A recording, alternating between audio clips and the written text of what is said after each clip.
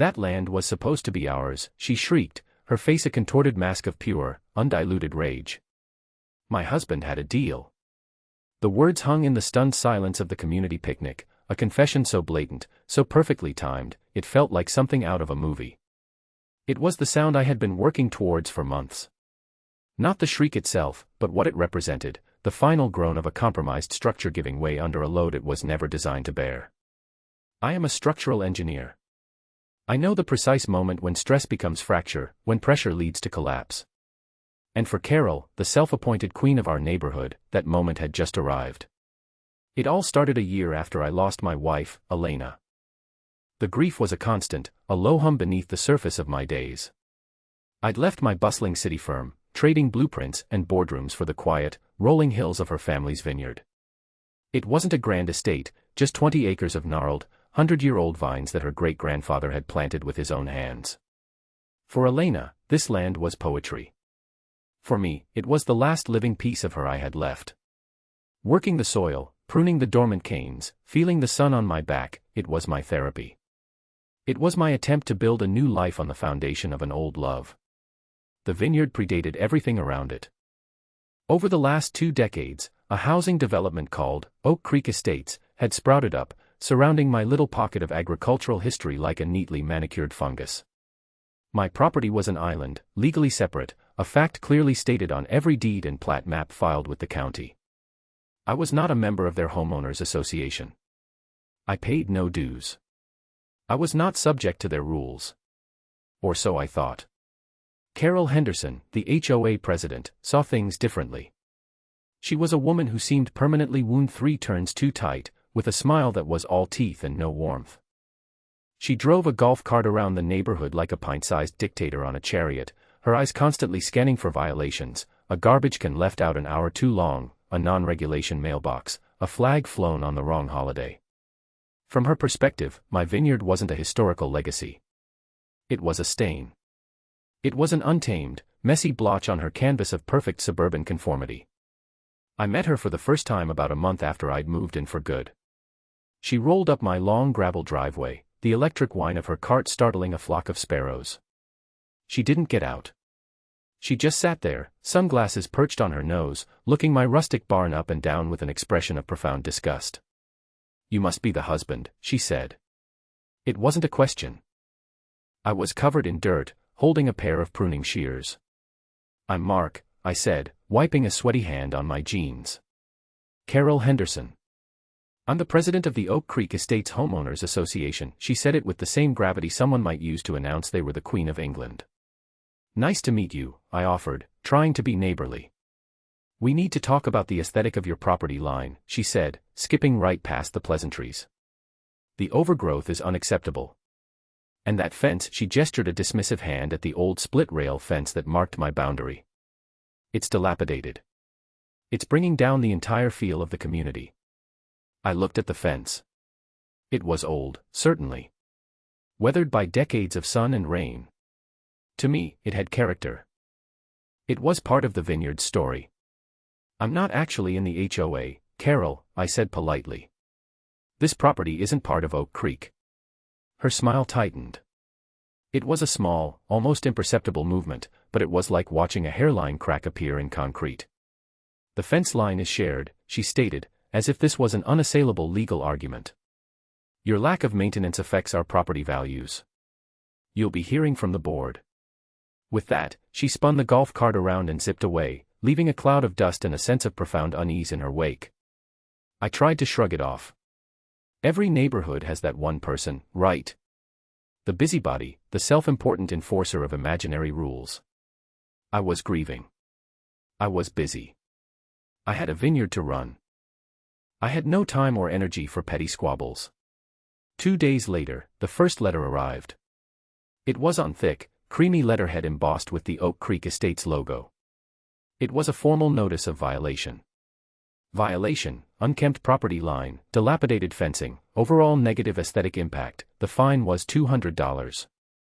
There was also a helpful, condescending suggestion that I hire the HOA's preferred landscaping vendor to bring my property up to community standards. I laughed. I actually laughed out loud. It was so absurd, so utterly baseless. I wrote a short, polite letter back, explaining once again that my property was not part of the association and therefore not subject to its bylaws or fines. I even included a copy of my property deed, with the boundaries clearly marked. I mailed it off and promptly forgot about it. That was my first mistake. My second was underestimating the sheer, weaponized audacity of Carol Henderson. A week later, another letter arrived. This one informed me that my fine had doubled due to non-payment. Attached was a bill for $400. It was accompanied by a new violation: operation of agricultural machinery during quiet hours. I had started my small tractor at 8 in the morning, well within the bounds of the county noise ordinance. The letter was signed not just by Carol, but by the entire HOA board. She was already circling her wagons. I realized then that this wasn't going to just go away.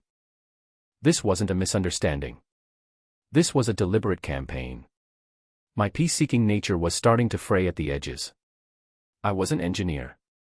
I believed in rules, in laws, in the clear, unambiguous language of deeds and surveys.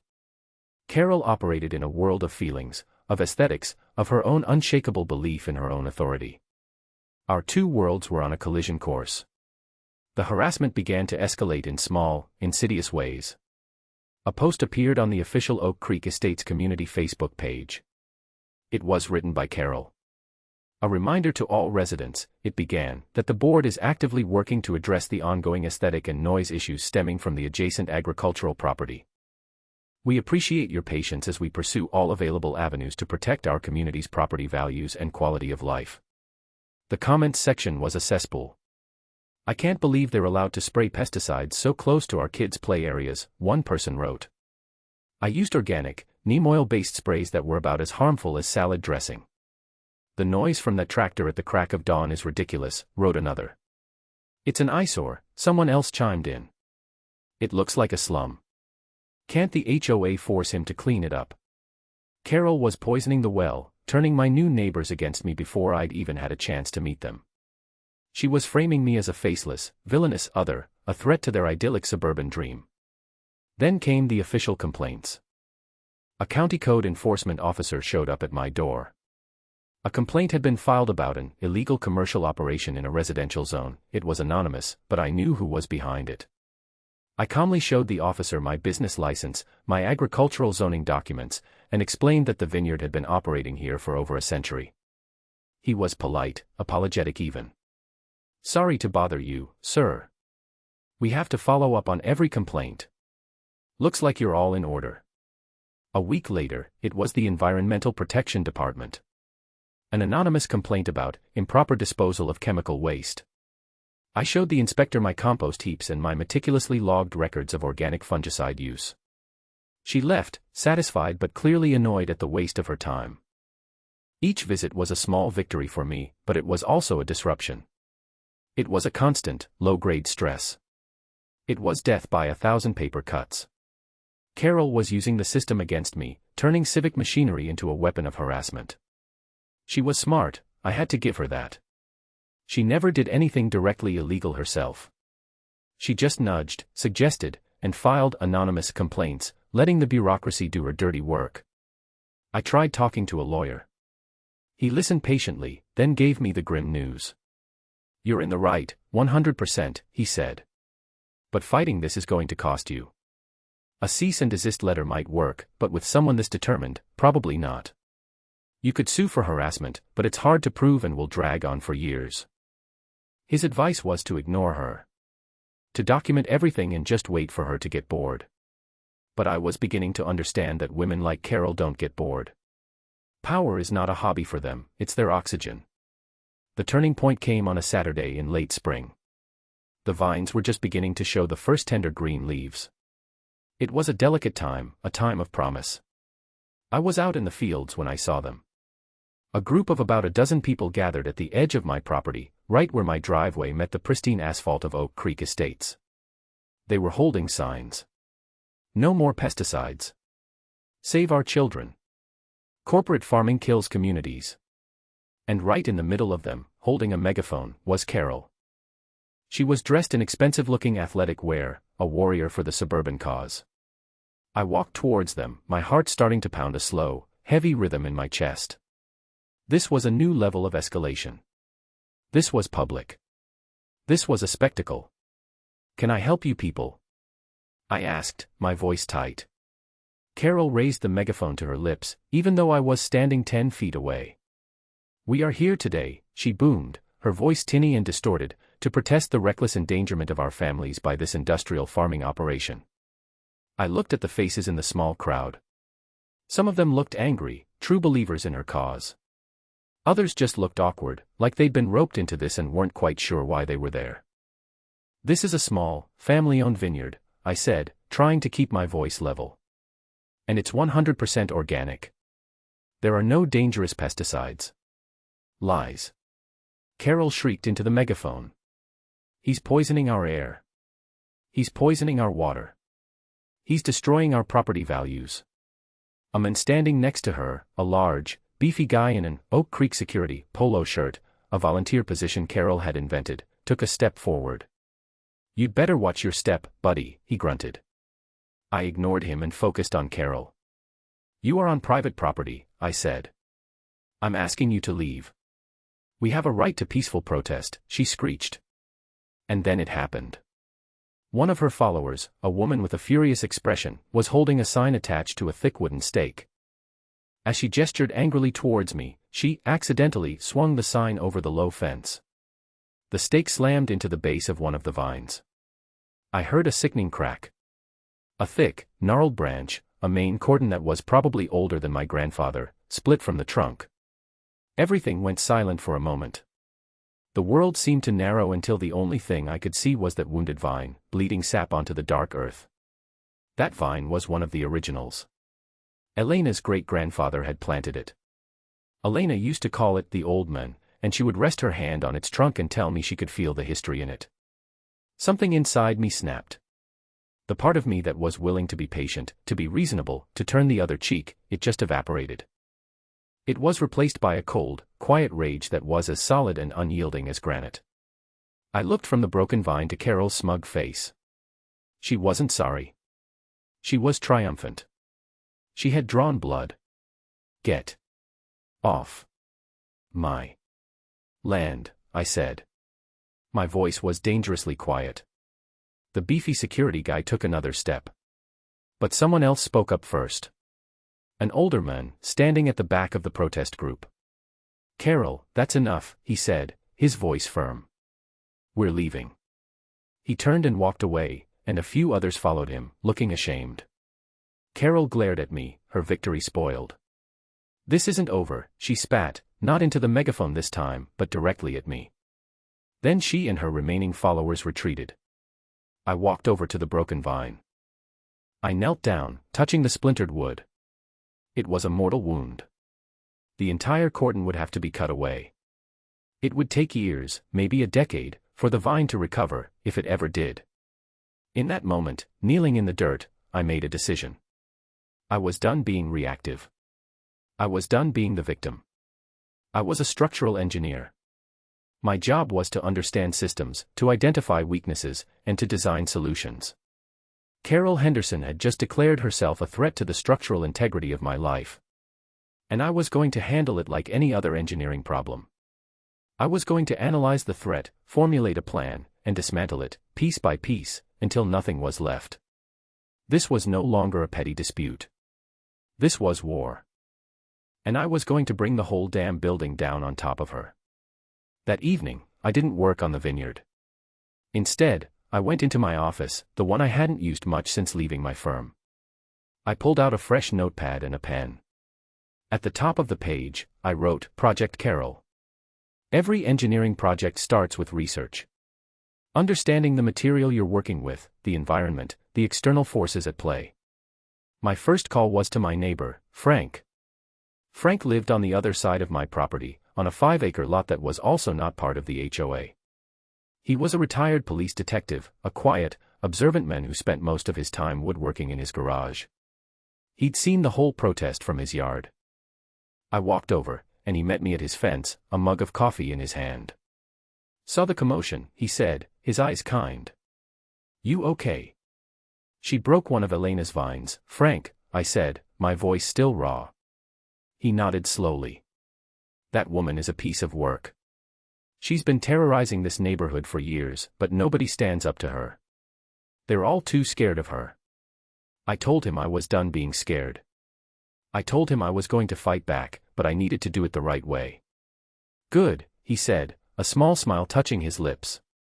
It's about time someone did. First rule, document everything. Everything. Every letter, every email, every nasty look. Keep a log. Dates, times, witnesses. He paused, taking a sip of coffee. Second rule, get cameras. Good ones. Not the cheap doorbell kind. Get cameras that can see every inch of your property line.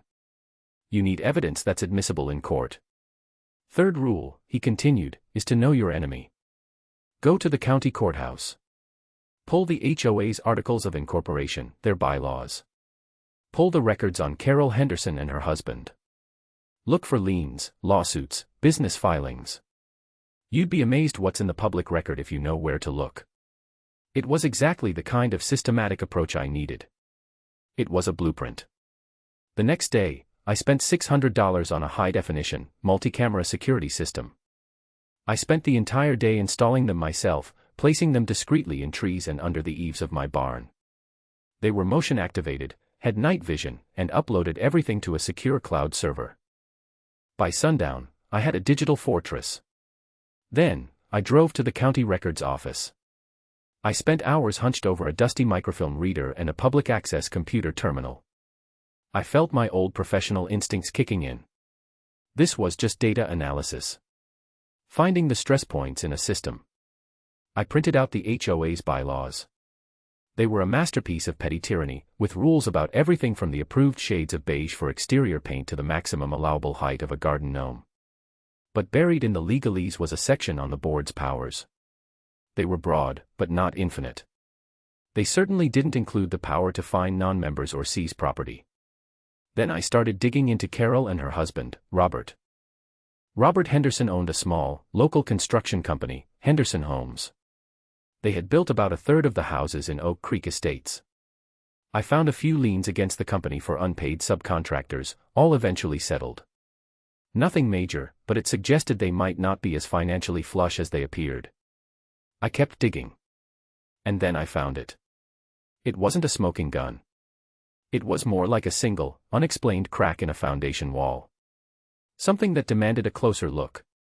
It was a land survey map from when the Oak Creek development was first planned, 25 years ago. It showed the entire proposed layout of the neighborhood. And my vineyard wasn't just an adjacent property. It was designated on the map as Protected Agricultural Reserve, Area C. I didn't know what that meant, but it sounded important. I took a copy of the map and went to the county planning and zoning department. A helpful clerk with a kind face listened to my story and then her eyes lit up with recognition. "Oh, the AG Reserve," she said. "Yes, that's a big deal.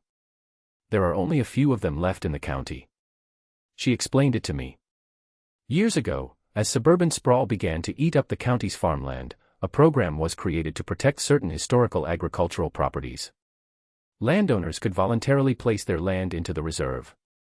In exchange for a significant tax break, they agreed to keep the land in active agricultural use and were granted powerful legal protections against development, rezoning, and, most importantly, nuisance complaints from encroaching residential areas. This designation, she said, tapping the document with her finger, is ironclad. It runs with the land, not the owner. As long as you're operating a vineyard, no one can touch you. An HOA's bylaws are meaningless against a county-level reserve. I felt a surge of triumph. This was it. This was the load-bearing wall of my entire defense. Carol's entire campaign was built on a foundation of sand, and I was holding the geological survey that proved it. But then the clerk, bless her diligent heart, said something that changed the entire equation. "You know," she mused, "it's funny. I remember that name. Henderson. A few years back, a developer tried to get this exact property, your vineyard, removed from the reserve. They had some crazy scheme to build another phase of houses. We shut them down hard. The petition was denied without prejudice. My blood ran cold.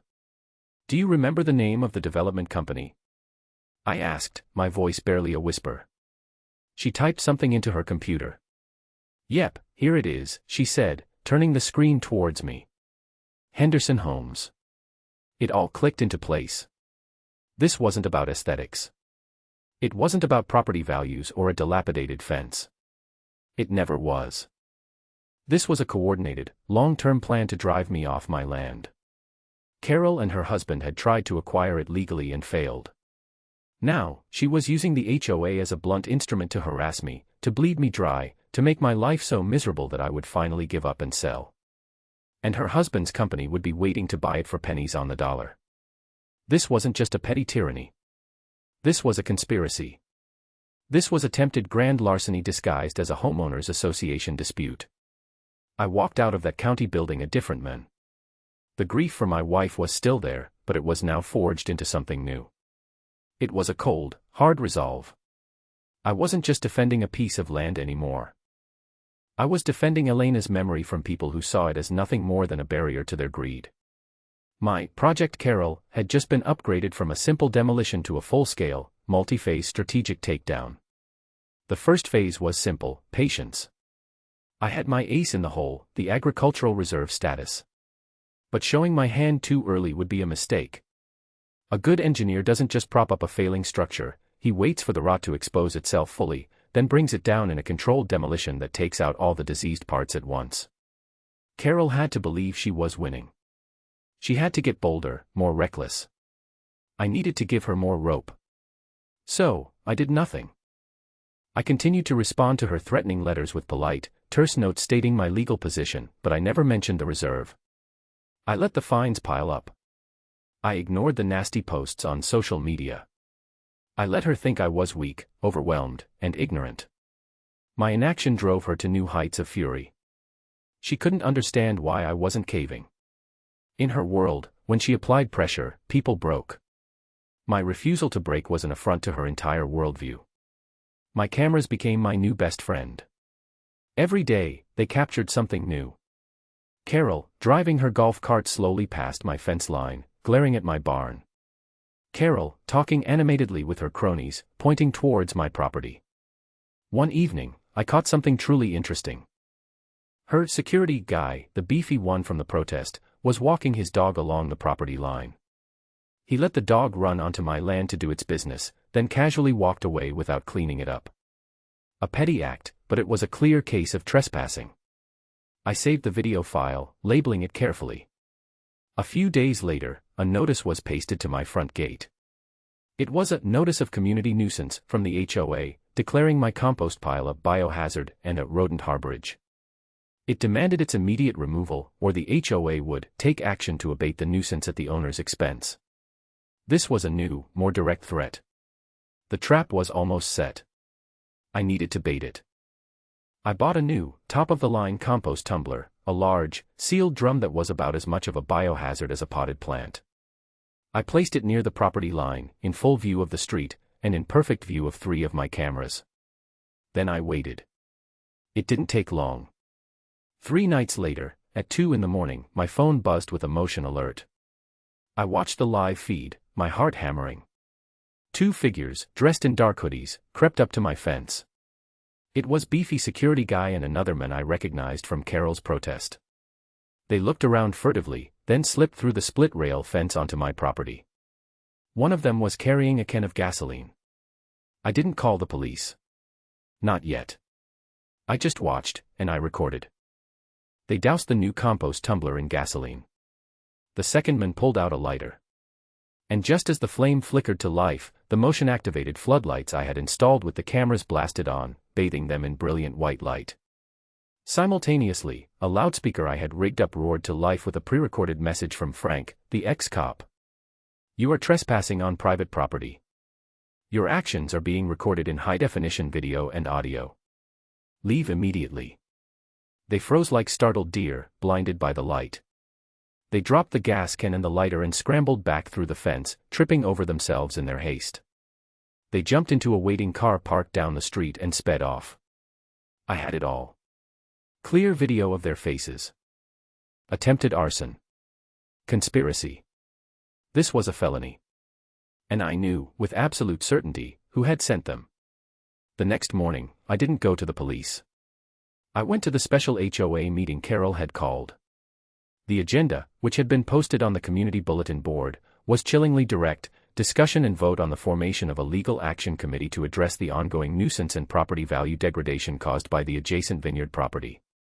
She was preparing to use HOA funds to sue me. I walked into the community clubhouse.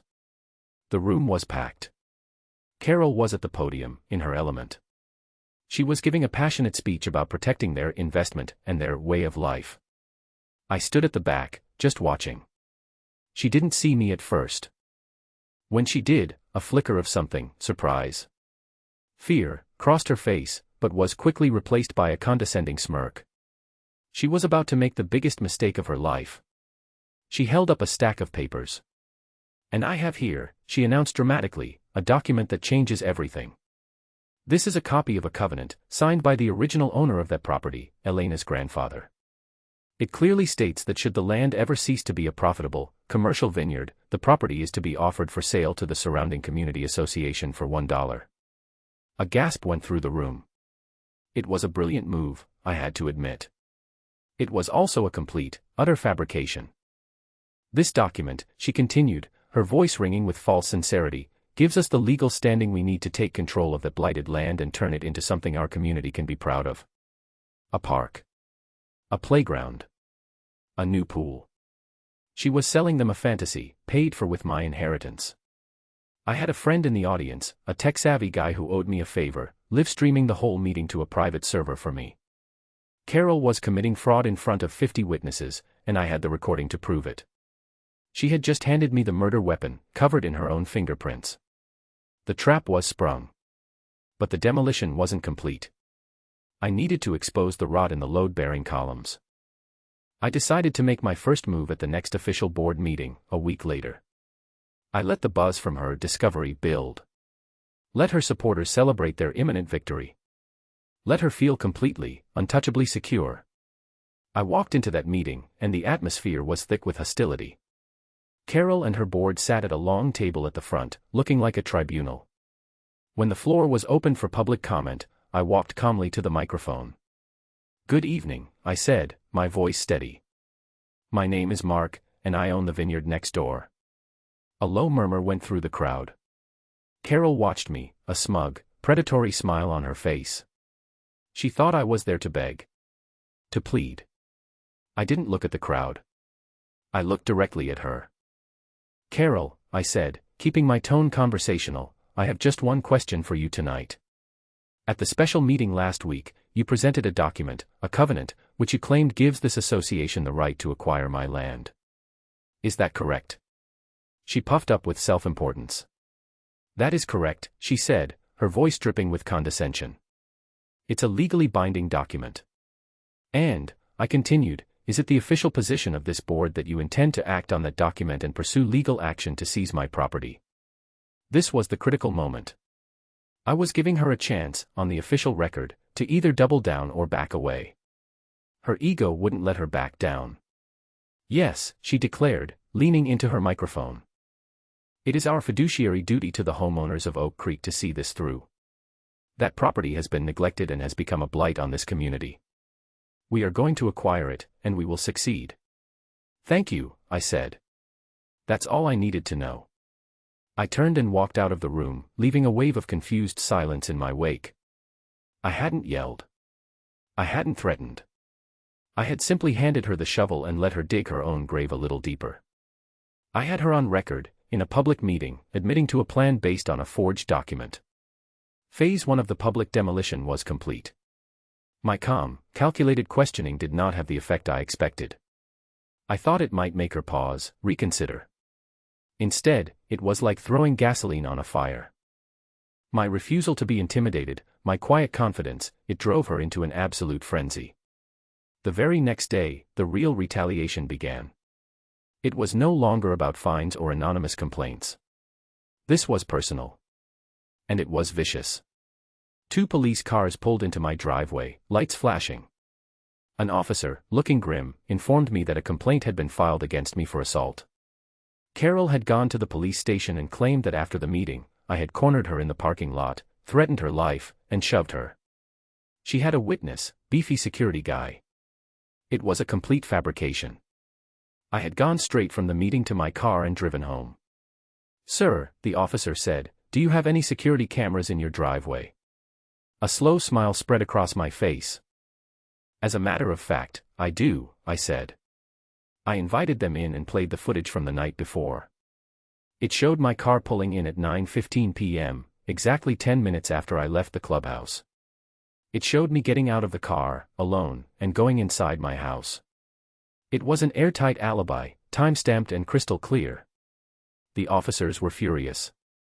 Not at me, but at Carol. "Filing a false police report is a serious crime, sir," one of them said. "We'll be having a word with Mr. Henderson." She had overplayed her hand, and it had backfired spectacularly. But she wasn't done. She started a whisper campaign. Suddenly, rumors were flying around the neighborhood. That I was a drunk. That I was unstable, still grieving my wife's death, and prone to violent outbursts. She was trying to paint me as a dangerous man, to isolate me completely. Then, she went for my livelihood. She sent a letter, co-signed by the entire HOA board, to the State Liquor Control Board. It alleged that I was selling wine illegally from my property, that I was serving minors, and that my vineyard was a front for a bootlegging operation. The state launched an immediate investigation. My license was temporarily suspended pending the outcome. My entire business, the small but steady income one relied on, was shut down overnight. That was a heavy blow. It was the first time I felt a flicker of despair. She was attacking not just my home, but my ability to survive. But the despair was quickly replaced by that same cold, hard resolve. This was just another structural test. The foundation was shaking, but it would hold. And then, when I thought she could sink no lower, the final piece of the puzzle fell into my lap. I got an email from an anonymous address. "I know what Carol is really doing," it said. "We need to talk. I have proof." It was signed, a former board member. We arranged to meet at a coffee shop in the next town over. A woman named Margaret walked in. I recognized her from the board meetings. She had been the treasurer, but had resigned abruptly a few months ago. Her hands were trembling as she sat down. "I couldn't live with myself anymore," she whispered. "What she's doing to you. It's criminal." Margaret laid out the entire scheme. It was even worse than I had imagined. Carol's husband's company, Henderson Homes, was on the verge of bankruptcy. They had one last chance, a big development deal they were trying to secure on a large parcel of land on the other side of Oak Creek. But the deal was stalled. The county wouldn't approve the plans because there was no viable way to run sewer and water lines to the new development. The terrain was too rocky, the cost prohibitive. Except for one route. A narrow, direct path straight through my vineyard. "There's an old utility shed on your property, right?" Margaret asked. "Near the back corner." I nodded. It was a small, dilapidated structure I never used. "That shed," she said, her voice low, "is sitting directly on top of the only county-approved sewer and water access point for that entire quadrant. It was capped off years ago, but the infrastructure is still there. It's the key to the whole thing. My vineyard wasn't just in the way, it held the literal key to a multi-million-dollar development deal that would save her husband's company. Carol's plan," Margaret continued, "is to use that forged covenant to get a court to grant the HOA control of your land. Once she has it, she'll use an obscure bylaw to declare the land unusable as a vineyard, and sell it. To her husband's company, of course, for a fraction of its value. He gets his access point, his company is saved, and they both make millions." It was breathtaking in its audacity. "How do you know all this?" I asked. She slid a flash drive across the table. "She's arrogant," Margaret said. "She put it all in emails. She and her husband, planning the whole thing. She accidentally copied me on one of the threads. I think she meant to send it to another board member who was in on it. When I confronted her, she forced me to resign and threatened to ruin me if I ever said a word." I looked at the flash drive in my hand. This was it. This was the dynamite. This wasn't just harassment or fraud anymore. This was wire fraud. This was a criminal conspiracy. I had every piece I needed. The public records. The video of the attempted arson. The recording of her admitting her plan in a public meeting. The false police report. And now, the emails proving the entire conspiracy, motive and all. It was time to stop gathering data. It was time to bring in the demolition crew. I called Frank. I laid out everything I had, piece by piece, on his dining room table. He listened intently, his old detective's eyes missing nothing. When I was done, he let out a long, low whistle. "Son," he said, "you've done some damn fine police work. This is way beyond a civil matter now. This is a racketeering case waiting to happen." He made a phone call. Not to the local police, but to a guy he knew at the district attorney's office, the head of the economic crimes unit. The next day, I wasn't sitting with a lawyer. I was sitting in a sterile government office with two very serious-looking investigators from the DA's office and an assistant district attorney. I walked them through the entire story, from the first find to the flash drive. I handed over my meticulously organized binder of evidence, the logs, the photos, the videos, the recordings, the printed emails. They were silent for a long time, just looking through the materials. Finally, the ADA looked up at me. "Mr. Miller," she said, "what Carol Henderson and her associates have done is not just harassment. It's a textbook case of conspiracy to commit fraud. We're going to take this very seriously. The wheels of justice, it turns out, can move very quickly when they're properly greased with overwhelming evidence." The DA's office devised a plan. They didn't want to just arrest her quietly. They knew her power came from her public persona, her iron-fisted control over the community. To truly dismantle her operation, they needed to unmask her in the most public way possible. The annual Oak Creek Estates community picnic was in 2 weeks. It was Carol's coronation, the one day a year she could preside over her subjects like a benevolent queen. It was the perfect stage for her downfall. The investigators told me to act as if nothing had changed. Let her believe her plan was working. Let her walk into the trap with a smile on her face. Those 2 weeks were the longest of my life. I felt a constant, humming tension in the air. It was the feeling an engineer gets right before a controlled demolition, that quiet moment after the charges have been set but before the button has been pushed. The day of the picnic was bright and sunny, a perfect suburban afternoon. I could hear the cheerful music and the laughter of children from my vineyard. I put on a clean shirt, and for the first time in a long time, I felt Elena's presence, a quiet strength at my back. Frank met me at the end of my driveway. He was wearing a Hawaiian shirt, but he had the grimly satisfied look of a man about to see justice served. "Ready?" he asked. "Let's go to a party," I said. We walked into the park. It was a sea of checkered blankets and happy families. At the center of it all was a large, decorated gazebo. And on that gazebo, holding a microphone, was Carol. She was beaming, radiant, the gracious host of her perfect community. She saw me and Frank walk in, and her eyes narrowed for a second, but she quickly plastered her smile back on. She probably thought I was there to cause a scene, to make one last, pathetic plea. I let her give her speech. She thanked the volunteers. She talked about community spirit. And then she moved on to her favorite topic. "As many of you know," she said, her voice full of feigned solemnity, "we have been dealing with a difficult situation regarding the blighted property adjacent to our beautiful neighborhood. But I am thrilled to announce that our legal team is confident that the property will soon be in the hands of the community, where we can turn it into a beautiful asset for all of us to enjoy." A smattering of applause broke out, mostly from her loyal followers. That was my cue. I started walking towards the gazebo. Not fast, not aggressively. Just a calm, steady pace. People turned to look. The music faltered. Carol's smile froze on her face. "Mark," she said into the microphone, her voice suddenly sharp. "This is a private event. You are not welcome here." I didn't stop. I walked right up the steps of the gazebo and stood next to her. I took the second microphone from its stand. Her beefy security guy started to move towards me, but he was intercepted by a man in a polo shirt who quietly flashed a badge. There were 4 of them, I saw now. DACE investigators, blending in with the crowd. "Hello, everyone," I said into the microphone. My voice was calm and clear. "My name is Mark Miller.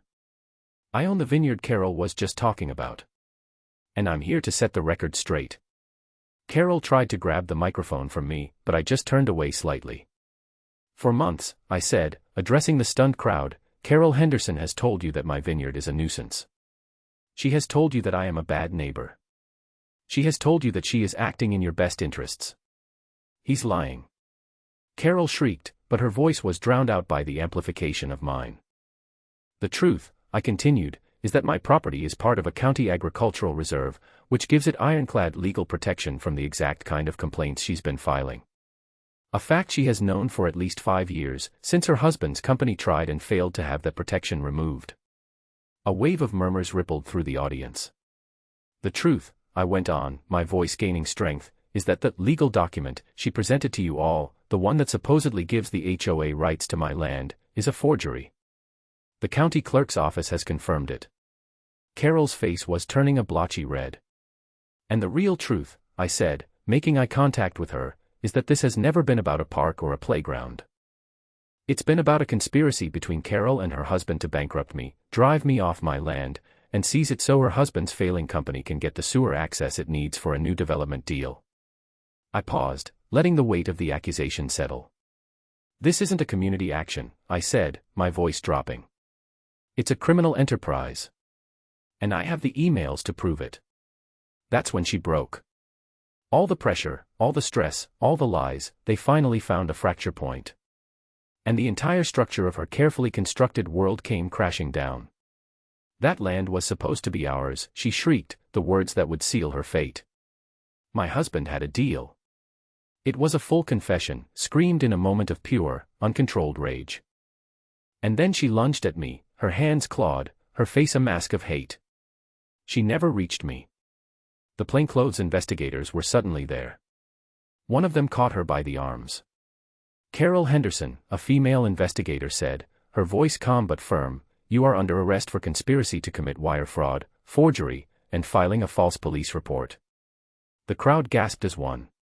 As they pulled her hands behind her back to cuff her, another team of investigators was quietly arresting her husband, who had been trying to slip away through the crowd. The whole beautiful, sunny picnic had become a crime scene. As they led her down the gazebo steps, her eyes met mine. They were filled with a venomous, bottomless hatred. "You'll regret this," she screamed, her voice hoarse. "I'll destroy you."